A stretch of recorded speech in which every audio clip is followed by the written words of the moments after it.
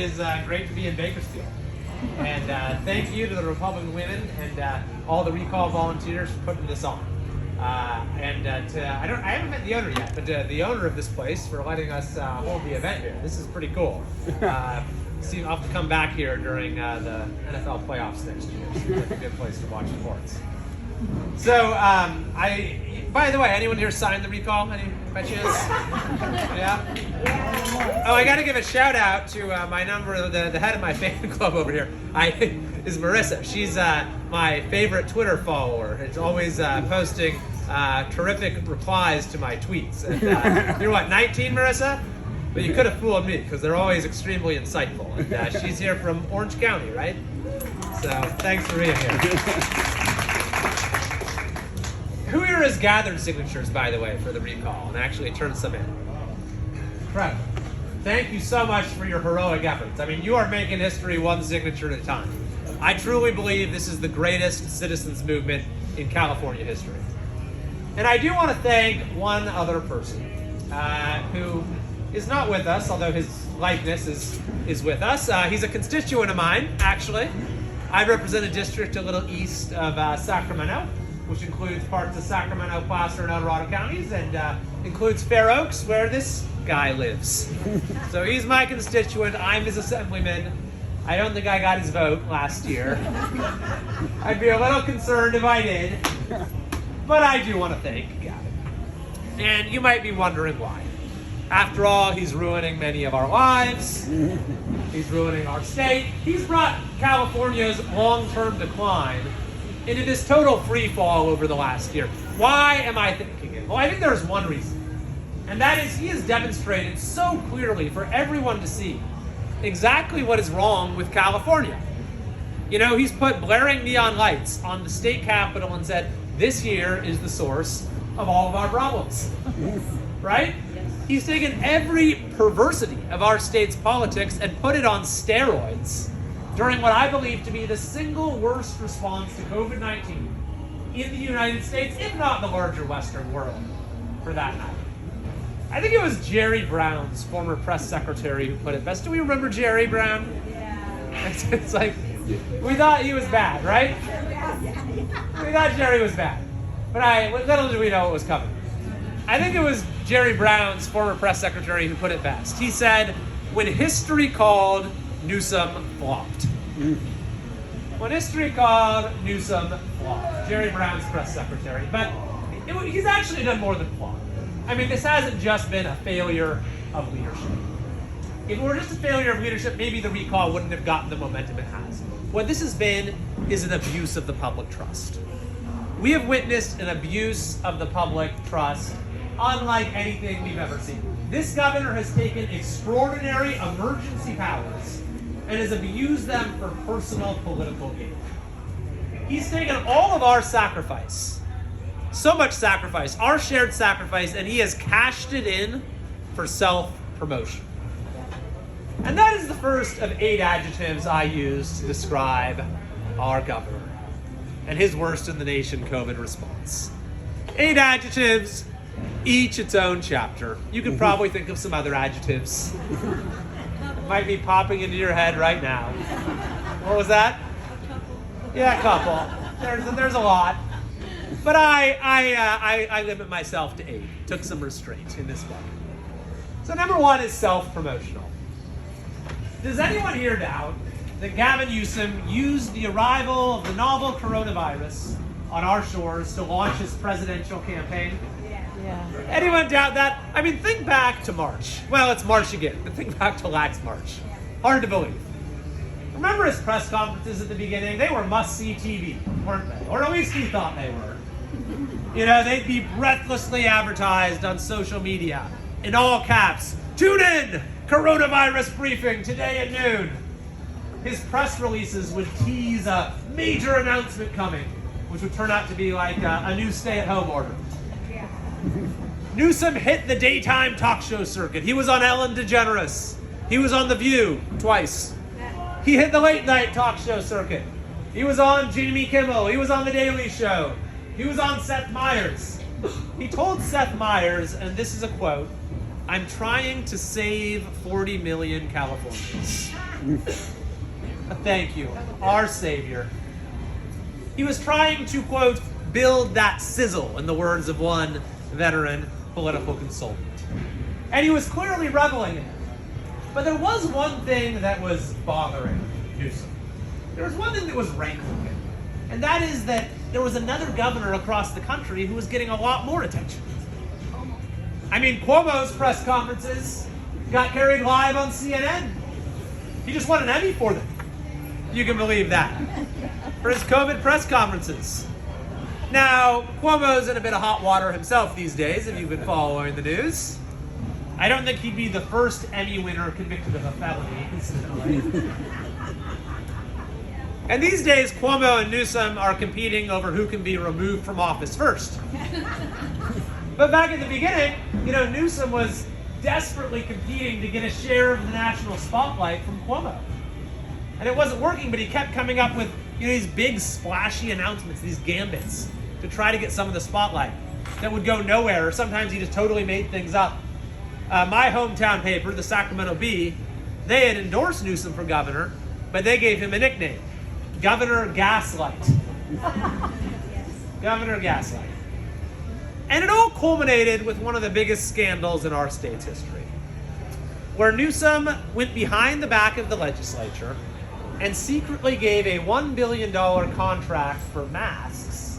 Do you remember this? Yes. To one of the world's shadiest companies, BYD China, which is run by the Chinese Communist Party, which is tied to forced labor, which has a history of malfunctioning products. They actually made buses, and their buses would go up in fire, like in LA, in New Mexico, and you couldn't put the fires out. But this is who Newsom decided to buy masks from. He wired half the money in advance, $500 million, which is unheard of in state contracting. And he did it all so that he could then go on the Rachel Maddow show in prime time and use this purchase, this massive purchase, to declare that California was no longer just a state, but a nation state. Bloomberg had a headline, Gavin Newsom declares California a nation state. I mean, surely Cuomo couldn't compete with that, right? And it actually worked at first. The following morning, if you listened carefully, you could almost hear the sound of champagne corks popping in the governor's office as hashtag President Newsom had started trending on Twitter. I'll tell you this, we will never see President Newsom trending on Twitter again.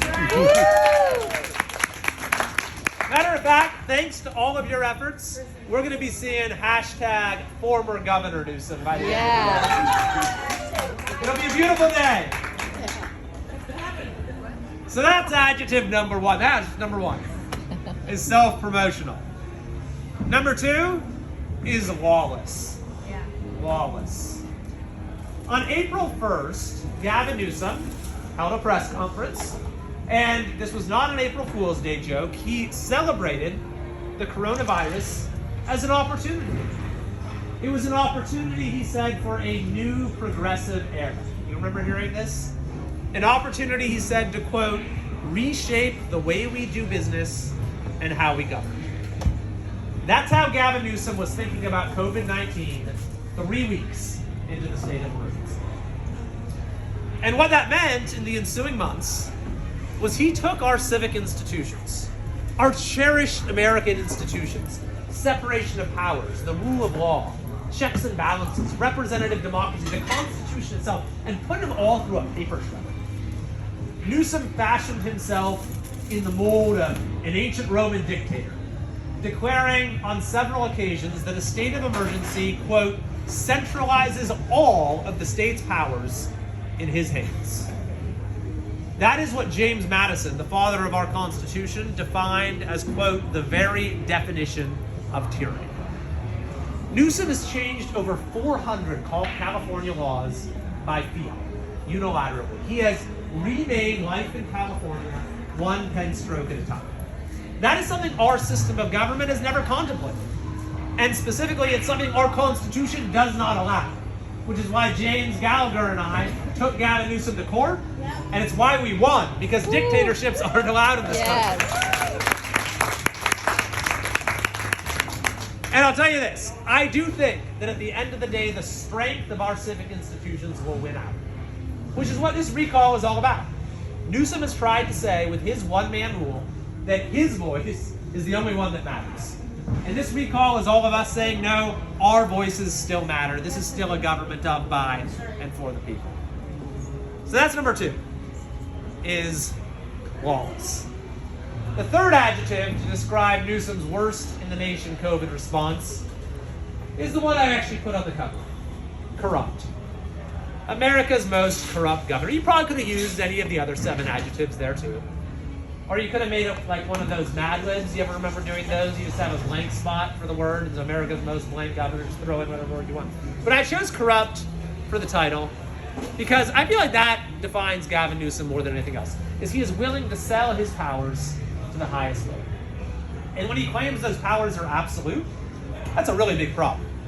Which is why I begin the book with the famous quote. Maybe you've heard it. Power corrupts, absolute power corrupts absolutely. That's the last year of our lives here in California. But I actually start this chapter with something that I bet you've forgotten even existed.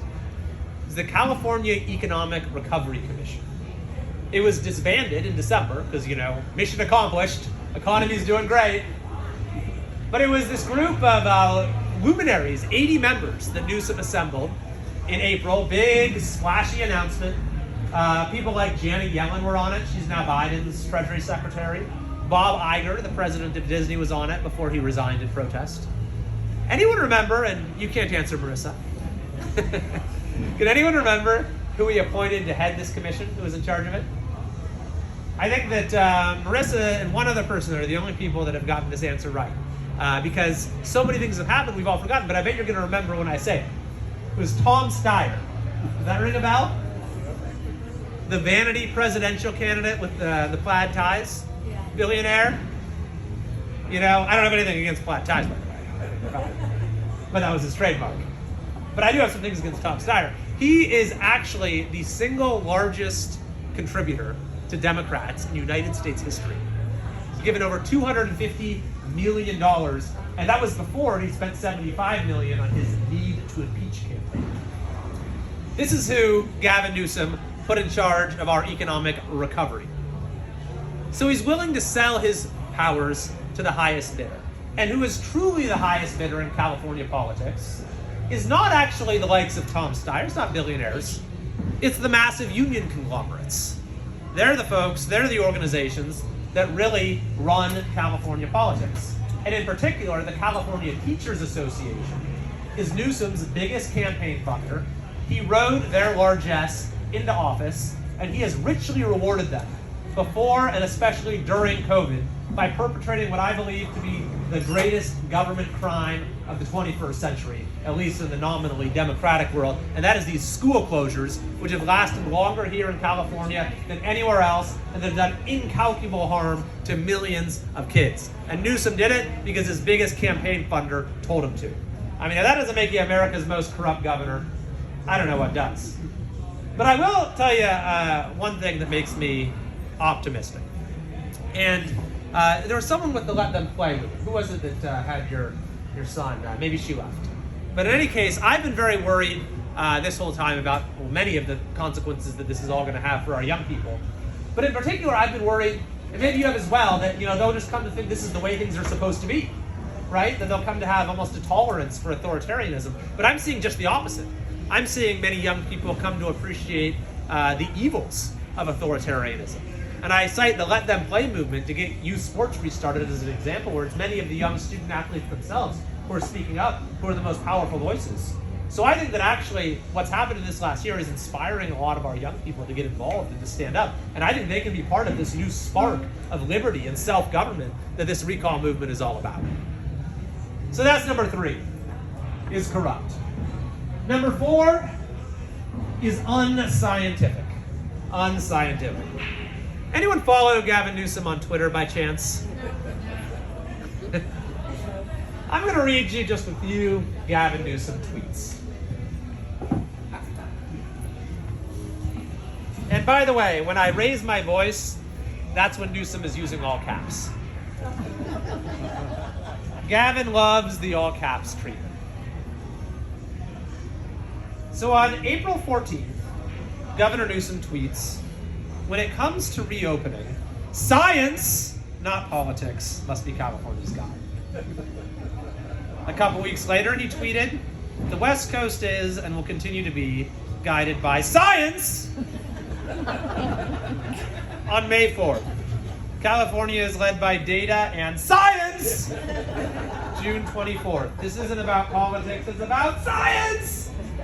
The next day, Dr. Fauci is right. He tweeted, "This isn't about politics, it's about science." It's about science. Well, it's about science that apparently only Gavin Newsom has access to. Because survey after survey, including one just a couple weeks ago, showed we've had the worst, the strictest, the longest lasting lockdowns in the country.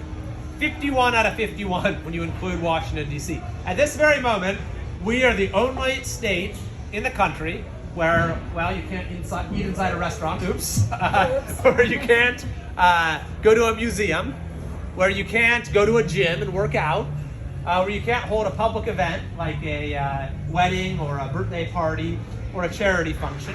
As we were just talking about, where they had the worst school closures, the worst small business closures, only state where you still can't play a lot of youth sports. We're one of only a few states that's had curfews, even random stuff like bowling. Did you say there's a bowling alley here? One of the only states that hasn't allowed bowling with its sort of inherent social distancing. And the result is not only have we had the worst economic performance in the country, just about the worst unemployment throughout the course of this whole thing, but many scientists have said that Newsom's restrictions have actually backfired and contributed to the spread of the virus.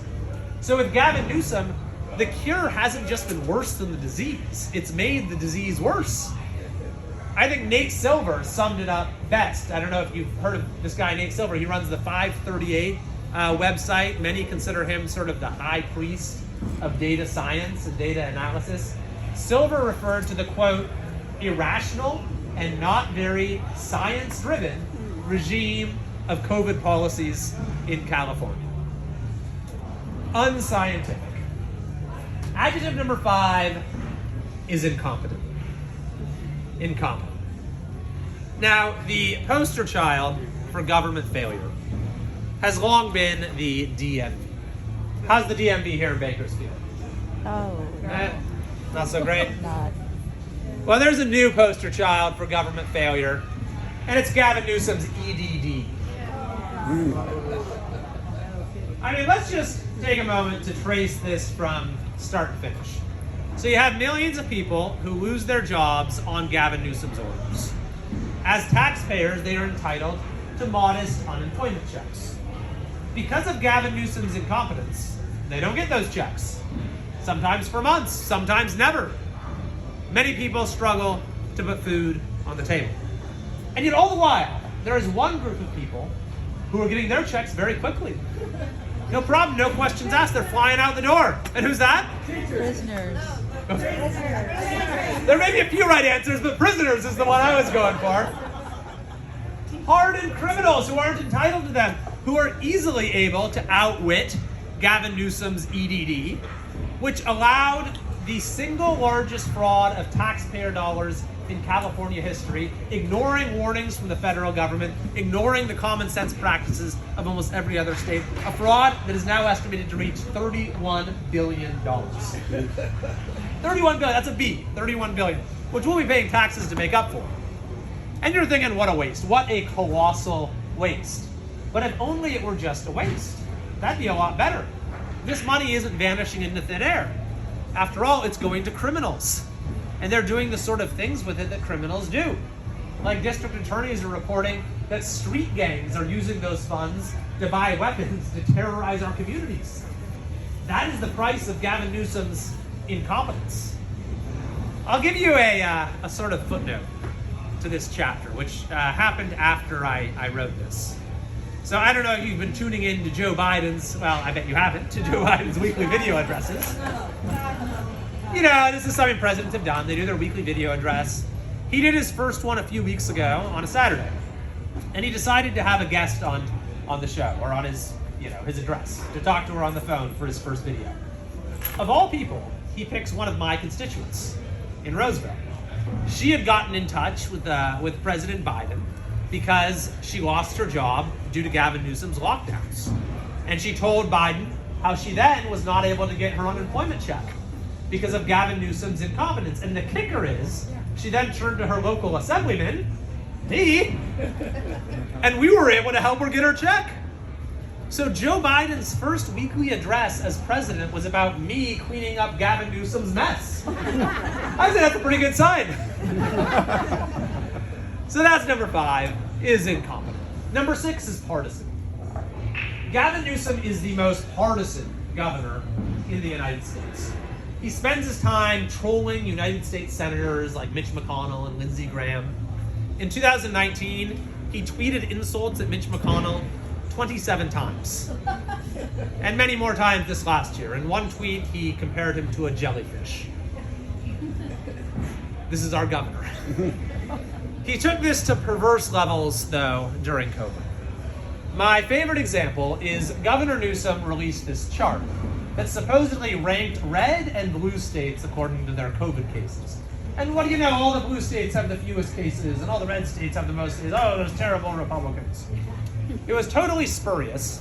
I was trying to figure out where he got this chart because there's no source. So I did some internet sleuthing, and finally I found it. He took it as a screenshot off of a website called Dan's COVID Charts, and then Newsom shared it with millions of people, just to score a partisan political point. This is our governor. And now that he's facing this recall, he's using partisan warfare to try to fend it off. He's saying, oh, the Trump train doesn't want to leave the station. One of his top supporters, who is a state senator in San Francisco, he puts up a post saying that if you support the recall, you're enabling a MAGA revenge fantasy. What was very interesting is that dozens of his own liberal supporters replied saying, no, actually, we're supporting the recall for reasons X, Y, and Z. I clicked on these people's profiles. They're like retweeting AOC and Bernie. Here they are saying we support the recall. So Gavin Newsom, he's the most partisan, most divisive governor in the country, yet he has this funny way of bringing people together. And I think that by breaking free of him, you know, we're actually going to come together again as a state. So thanks for that too, Gavin. Adjective 7 is hypocritical. Hypocritical. Can you take a few more Newsom tweets? I know a couple of people have started eating, so I want to ask. Hypocritical. This one kind of explains itself, but these tweets came after the mask mandate was announced. Newsom tweets, don't be selfish, wear a mask. That's what he tweeted. And then he tweeted the same thing. Don't be selfish, wear a mask. On 17 occasions, in all capital letters, he tweets, wear a mask, and wear your mask, and wear period, a period, mask period. He tweets, be kind, wear a mask. He tweets, be smart, wear a mask. He calls mask wearing a sign of toughness, a sign of someone who gives a damn, which Newsom called a beautiful thing. And then he tweeted, me again, you really, really, really, really, really, really, really, really, really, really, really, really, really, really need to wear a mask. A few weeks later, he walked into the French Laundry. That's right. He was at George Lopez a few days ago, too. You know, it's funny you bring that up. I was in Fresno today, and that restaurant was right across the street, the Something Amigos restaurant, and they pointed it out to me. That's where he was again. And that just is the tip of the iceberg when it comes to Newsom's hypocrisy. We know he's sending his kids to private school. And it only scratches the surface of the hypocrisy of our capital, our entire political class. We talked about the DMV earlier. Did you know there is a secret DMV across from the state capitol that only legislators get to use? Private DMV. I've heard it's a very pleasant experience. You know, you're in and you're out. No problem, smooth. So I introduced a bill to shut down that secret DMV, and you can probably guess how that went over. But that's the thing. We have a political class that applies one set of rules to itself and another to everyone else, that exempts itself from the consequences of its own failed policies. That's why the French Laundry, that's not just a lapse in judgment from Gavin Newsom, it is a parable for the decline of modern California.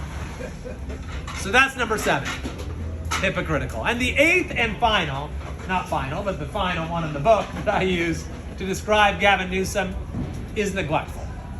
Neglectful. To this day, Newsom continues to boast about how he was the first governor to do a stay-at-home order. But all the while, he was the last governor on just about every other facet of a public health response. When it came to protecting vulnerable populations, when it came to testing, of course, the botched vaccine rollout, and when it came to our healthcare workers. You might vaguely remember something called the California Health Corps that was launched last April. Another big, splashy Newsom announcement. The idea was that doctors, nurses, other medical professionals who were retired or out of the workforce would be recruited to come back and help out, help us get through this. And there was an amazing response.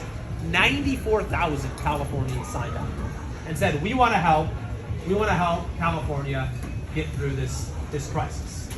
So at the time that Newsom imposed the last stay-at-home order in December, and remember, the entire basis for that supposedly was we didn't have enough healthcare capacity. Guess how many of those 94,000 people he was actually using? 0. You said 0?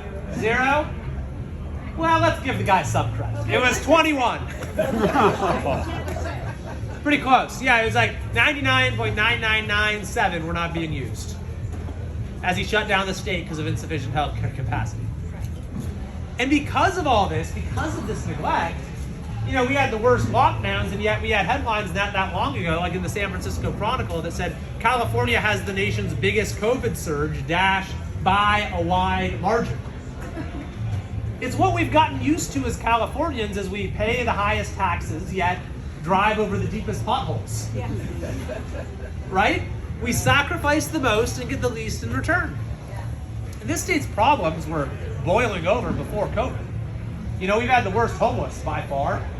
We've had the worst poverty, just about the worst inequality and outcomes in our schools, just about the worst infrastructure, roads, bridges, water infrastructure. There was a survey before COVID that showed 53% of Californians are thinking of leaving. 53%. When over half of your state wants out, that's called a failed state. Yeah. Right? Anyone here in that 53%, by the way? I admit it? Okay, wow, that's a lot of hands. Well, who knows someone who's left in the last year or two? That's just about everyone. I mean, it's unbelievable when you think about everything California has to offer. Our weather, the natural beauty, all of the wonders, our people, our companies, our amazing culture. I mean, it's all just been overwhelmed by the failure of our politics. And this recall is a chance to fix our politics. It's a chance to root out corruption, to restore government by the people. That's the larger meaning of the recall, in my view. It's not just about throwing out Gavin Newsom, as euphoric as that will be. It's about repudiating everything he stands for. It is a fundamental course correction. It's an emphatic rejection of the status quo. It's millions of people, all of us, saying with one voice, enough is enough. Reviving those forgotten words of our Declaration of Independence, the consent of the governed. It's a refusal to accept the inevitability of decline and failure as we, the people, take matters into our own hands. And look, I'm under no illusion that we'll solve all of these problems overnight by getting rid of Newsom. It'll certainly stop further damage, but I do think that Gavin has provided us one other service. He's provided us with a roadmap for how we can turn the state around, and that's to simply take everything he's done and do precisely the opposite. I call it the anti-Newsom roadmap. And I'm actually quite serious. I mean, if you think of those 8 adjectives I just went through, the opposite of Newsom's self-promotion is humility. Humility, not only in the conduct of our governor, but in the role of government itself, so it's not trying to run all of our lives. The opposite of Newsom's lawlessness is to respect the rule of law and abide by our Constitution. The opposite of Newsom's corruption is to serve not lobbyists and special interests, but the people, the public interest. The opposite of Newsom's unscientific governance is accountability, a government that is accountable to facts, to data, to evidence. The opposite of Newsom's incompetence is a performance-based government that run like companies based on customer service or citizen service. The opposite of Newsom's partisanship is to bring people together to solve problems. The opposite of Newsom's hypocrisy is transparency. So our elected officials live by the same rules as everyone else. And the opposite of Newsom's neglect is responsibility. So we're not kicking the can down the road, but we take responsibility for our shared future. So in closing, I sometimes get asked, and increasingly so, it's become sort of a talking point of the other side, why do we need to have a recall election this year if there's an election in 2022? And of course, the first answer is we can't let Newsom run the state into the ground for 2 more years, right? But I actually think the timing works out quite well. Because if the recall is successful, then it'll send a real message. And any other politicians, legislators, or politicians at any level who don't get the message that the era of corruption is over, well, they'll have a chance to face voters the following year as well. And the people of California can weigh in again and cement the recall's goals. So this extraordinary movement, the greatest citizens movement in California history, the most diverse citizens movement in California history, it's not just a one-off event, but it has lasting significance. It reshuffles the whole stacked deck of our political system. It sets us on a whole new course. And if that happens, there's nothing we can't achieve. We can start leading the nation, not in poverty, homelessness, inequality, but in the right ways, and reclaim the things we've always stood for. Opportunity, innovation, upward mobility, daring, risk-taking, maybe most of all, the right of a free people to govern ourselves. I happen to think California is worth fighting for. I know all of you do as well, and it's an honor to be in the fight with you. So thank you very much. Let's call this government. Yes. How do we get just one person, the main person to run if he's recalled, one GOP, if we can all get behind instead of having all these ones that are going to take votes everywhere? Right, rather than having like 10,000 candidates on the ballot? Yeah, like the 100 they won last time or something. I think there were 135, 138 last time, and some are saying it may well be way more this time. So your question is a good one because we don't want people splintering the vote and then to get someone who's, well, it's hard to imagine anyone as bad as Newsom, but who, is part of the same corrupt political class that has been causing the state's decline even before Newsom was in office. I'll say this, I think that question is extremely important, although for the time being, I think our focus should really be on the next couple weeks, just keeping our foot on the accelerator with the signatures and getting it across the finish line. And I think even after that, the focus needs to be first and foremost on making the case against Newsom and making the case for change. Because if we don't get 50% on the first question of the recall ballot, then the second question doesn't matter in terms of who the replacement will be. But we're going to have a lot of candidates, and there's going to be a lot of time to sort it out. I think that what you saw last time is you had a ton of people file, and there was kind of a natural sorting out process where the serious candidates emerged. I imagine something similar will happen here, and if there is a risk of really dividing up the vote in a way that leads to bad outcomes, then we'll have to think carefully about what the best way to deal with that is, that is consistent with sort of the goals of the recall and the right of the people to make their own decisions. How soon will this election be, do you think? Well, that is a good question as well. So when we had the recall in 2003, it happened pretty quickly. I think it was within a matter of a few months. What's different now is the legislature has messed with the recall process. They did this in 2017 when a state senator named Josh Newman, who was in Orange County, was facing a recall. The legislature didn't want it to happen quickly. They wanted it to be delayed until the next regular election because they thought that would give him a better shot. It didn't work, by the way. He was recalled, although sort of a sad asterisk because he won his seat back last year. So he was recalled and he's now back. But in any case, the legislature passed a law that built in all of these delays into the process. I'll give you an example. This didn't exist before 2017. There's now a month built into the process where if you signed, you have a chance to withdraw your signature. So if this is close, if it only qualifies by a small margin, you can bet that Newsom's people are going to go out and try to harass people into retracting their signatures, which is another reason we want to have a really comfortable margin. So this is a long way of saying that the election probably won't go to the fall at the earliest, unfortunately. question. So given the facts that we have right now with all the signatures, legislatures are trying to block whatever. Do you think they're taking heed as to what's really going on in California? They're taking what? Heed. Heat. Yes. Well, so I think that they are. I mean, make no mistake. They're going to try every trick in the book to try to, fend off the recall. Although, there is some question about how much legislators will be willing to go to bat for Newsom, because as you just said, they see the level of public dissatisfaction as well. And, any attempt that the legislature makes to try to undermine the process, like we saw with Josh Newman, they will take heat for that. And then, frankly, this governor has never been especially popular with this legislature. When he ran in 2018, I don't think the leaders endorsed him. Even if you look back to some of the kind of year in review pieces at the end of his first year, there was, very critical sort of anonymous statements from legislators. And many have been very upset with the way he's handled COVID-19. So, whether they're willing to go to the bat for Newsom or not remains to be seen. I think that at the end of the day, it's going to be the special interests who benefit from Newsom being in office that spend millions and millions of dollars. I mean, they'll spend so much money. By the way, they've exempted recalls from a lot of the campaign finance rules. Isn't that interesting? And those same special interests control a lot of the legislators too. So they'll probably just kind of do whatever they're told by those interest groups. But that's why, we need to fight that much harder, because this is about not just getting rid of Newsom, but upending an entire system that has been corrupted.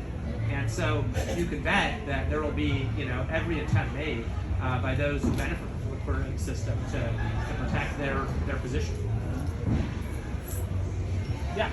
Correct me if I'm wrong, but didn't Governor Newsom decide, I don't know if it's him or the legislator, to send a ballot to everybody, whether they're registered to vote? If the recall election does go through, is he going to have the option to send everyone a ballot like they did in the November 3rd election? And how does that play into getting that 50% plus one on the first question? Yes, so that did happen. There was a bill, SB 29, that passed a couple weeks ago that specifically says that we're going to do the all-mail thing for any special election this year. And wonder what special elections we might have coming up. And it takes effect immediately, which is not usual. Usually a bill will take effect the following year. You have to do like a special urgency clause to make it take effect immediately. So, what effect that will have? Well, you can be sure they wouldn't have done it if they didn't think it would help them, right? And that's why, again, we're dealing with a system that has really been stacked against trying to create meaningful change.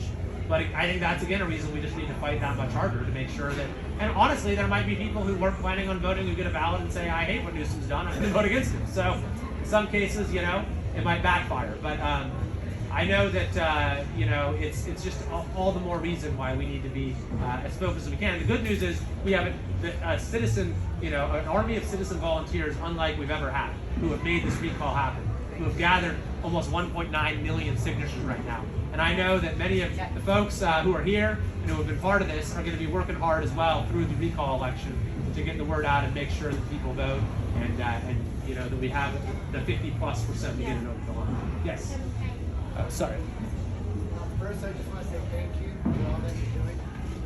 Really appreciate it. I'm a supporter, and I'm independent. I'm not a Republican. All right. And I really appreciate all you do. I put all your stuff on Facebook, Thank you. in the emails and everything. And so I have a two-part question. One, probably a lot of people, like myself, feel that we had election fraud with Biden, who all of a sudden became the most popular president and barely put a sentence together and didn't campaign. And that's like 15 people at a rally wearing their cars, and then all of a sudden he's the most popular person in history. And that's what I'm talking about. Stopping counting at 3 in the morning and swing states and everything else. So, first part of the question is similar to this gentleman. When they start counting all these votes, how do we know that it will be legitimate? And number two, this is a little bit of a personal question. I know as a politician you probably can't be 100% honest, but I try to be. Well, no, because I know there's a certain in public you gotta speak a certain way, but it's a compliment to you though. I tell many people, why is Kevin Kiley like the only one who seems to be doing anything? I've talked to so many politicians, I'm just giving up. I can barely even get them an assistant on the phone. Usually it's a mailbox, and like, sorry, the mailbox is currently full, and I'll try everything. And then when I do talk to a few assistants, basically what they say, Kevin, they go, well, I'll tell my name. They'll say, well, Mr. County, as you know, we're outnumbered, and so yeah, we're just very limited what we can do. I'm like, man, get some buses together, offer some sandwiches, breakfast or closure, and I'll make sure I go. I see Kevin Kiley everywhere doing everything. He's not even my assemblyman. I see him doing 100 times more than you guys here. Why aren't you moving and shaking? Why aren't you traveling? Why aren't you doing lawsuits? Why are you speaking? Why are you doing press conferences? All I hear is, oh, well, we're real limited. There's just not a lot we can do. So when I said, honestly, no, that'd be a pretty job. I don't think there's politics in general. Right. I'm been an administrator at the school system. So that's what I mean about politics, not any person. That I know you can't do a shout and go, yeah, this person. I just wonder some kind of level of frustration